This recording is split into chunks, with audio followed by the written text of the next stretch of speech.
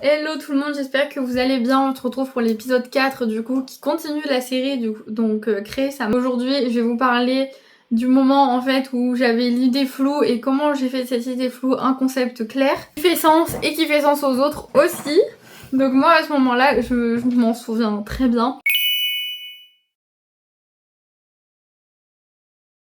Et moi à ce moment-là je m'en souviens très bien. Et je crois que sans lui, je serais encore en train de chercher comment faire. Voilà, tout simplement. Donc avant ce déclic, en fait, j'étais en pleine remise en question. Je tournais en rond.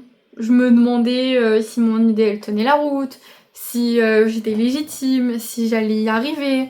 Et un jour, en fait, vraiment un peu par hasard, j'ai recommencé à chercher des box sur internet en fait. Mais pour moi, genre, je cherchais des trucs pour les mamans, pour les futures mamans, etc. Et je me suis dit, pourquoi il n'y a pas ce que je veux? Personne ne fait la box que je veux, que j'ai envie de recevoir avec des produits pour moi, qui me font du bien et qui me servent en fait à quelque chose et qui sont pas des échantillons, des produits pour les bébés ou juste parce que j'allaite, on m'enlève un produit de la box, on me met une crème, enfin oui, des trucs comme ça.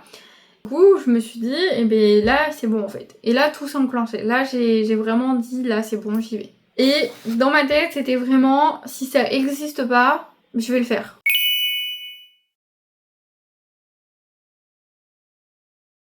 Et donc surtout ce jour-là, j'ai mis des mots en fait sur le message que je voulais transmettre. Je veux pas juste vendre des box, je veux pas juste vendre des produits qui servent à rien, je veux vraiment être là pour soutenir les femmes, je veux informer, je veux aider, je veux soutenir, je veux qu'on arrête en fait de faire des tabous sur des choses qui sont normales en fait. Et je voulais pas des paillettes marketing, je voulais pas des trucs qui finissent au fond d'un tiroir. Je voulais vraiment des produits qui changent le quotidien, qui font du bien et qui nous respectent en fait tout simplement. Et à partir de là, tout s'est mis en place dans ma tête. Ce déclic qui m'a donné quelque chose, un peu, j'ai eu confiance en moi. Voilà, tout simplement. J'ai eu confiance en moi, j'ai arrêté de douter de tout, parce que maintenant je savais pourquoi je faisais ça. Quand tu sais pourquoi, en fait, tu sais comment. Enfin, je sais pas. Quand tu sais pourquoi, tu trouves toujours comment tu vas faire.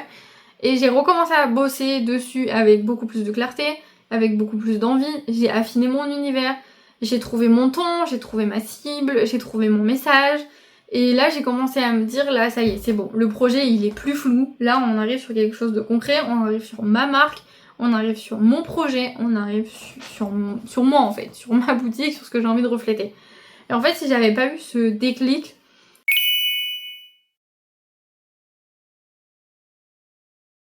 je pense que j'aurais pu tourner en rond encore longtemps, vous voyez.